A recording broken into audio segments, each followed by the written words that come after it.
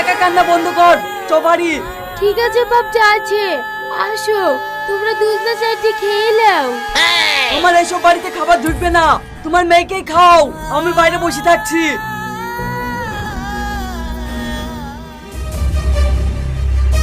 রিয়াজ ভাই একটা বিশাল কেস ঘটে গেছে।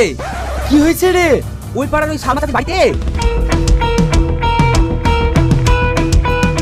তাই নাকি? ঠিক আছে, তোরা তাড়াতাড়ি রেডি হইলে। ওই দাঁড়া বলছি, দাঁড়া। কি ব্যাপার, আপনারা কারা?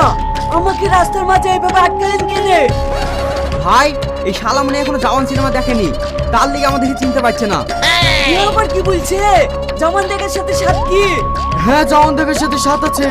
তুই আমার প্রেমিকাকে বিয়ে করে খুব সুখে আছিস না?